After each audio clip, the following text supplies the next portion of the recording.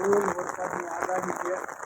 50-60ની સ્પીડે પવન ફૂંકાય છે અને ધીમી ધારે વરસાદ ચાલુ થઈ ગયો છે. તો આગાહી 3-4 દિવસની છે કે બને ત્યાં વગર કારણે બહાર કોઈ નીકળવું નહીં, કેમ કે આ પવનમાં ઝાડવા બાળવા પડી શકે છે, વીજળીના થાંભલા પડી શકે છે. તો વગર કારણે ખોટું 2-3 દિવસ બહાર ન નીકળવું. જે આગાહી છે એને ધ્યાનમાં લઈને ઘરે રહેવું. કારણ કે આ તમે જોઈ શકો છો ઝાડવા ફૂલ ગાજે છે અને સવારના 9:30 થયા પણ તમને એમ લાગે કે હજી 7 વાગ્યા છે એવો માહોલ થઈ ગયો છે. અને ધીમી ધારે 2 કલાકથી વરસાદ ચાલુ છે અત્યારના આપણે રાજુલામાં. તો ખોટી રીતના બહાર ના નીકળવું. જેથી પાણીના ટાંકા ગાજી ઉપર હોય તો પહેલાં હોય તો 2 લીટર પાણું રાખવું. કાંઈ વસ્તુ ઉડી જાય એવી ગાજી ઉપર રાખવી નહીં. કેમ કે અત્યારના ફૂલ પવન અને ફૂલ વીજળી અને આકાશમાં તમે જોઈ શકો છો એકદમ વાદળ છવાઈ ગયા છે. ફૂલ વરસાદી માહોલ અત્યારના રાજુલામાં બન્યો છે.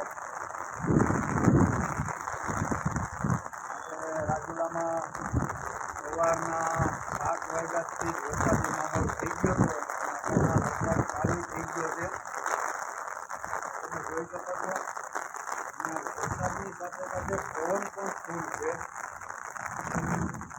જો તમે વિડીયોના માધ્યમથી અવાજ આવતો હોય તો વાદળો ફૂલ ગાજી રહ્યા છે.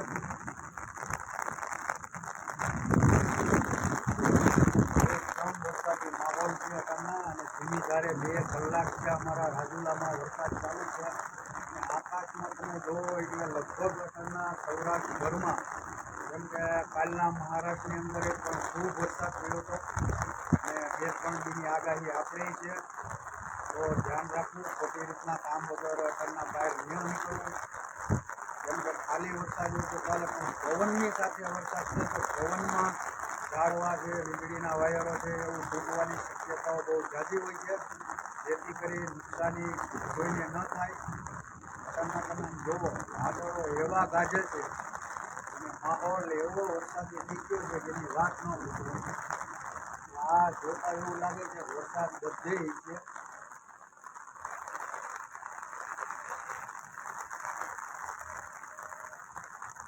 તો આપણે ઘડીક વરસાદમાં નાહવાનો આનંદ ઉઠાવીએ અને વધારે પવન થાય તો આપણે એઠે ભાગી જવું.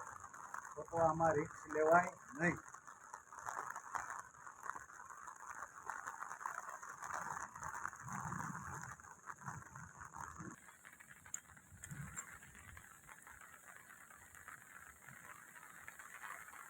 આ છે મારું રૂડું રાજુલા, જ્યાં ફૂલ વરસાદ ચાલુ થઈ ગયો છે અત્યારના. અને તમે આકાશમાં જોઈ શકો છો બધે અત્યારના વાદળો છવાઈ ગયા છે. પવનની સાથે તમે વાદળો ગાજે એ જોઈ શકો છો. અને પવન ફૂલ છે. હવે છત્રી ઉડવા માંડી છે તો હવે આપણે ખોટું રિસ્ક નહીં લેવું. તો ચાલો ફ્રેન્ડ, હવે મળશું બીજા વિડીયોમાં.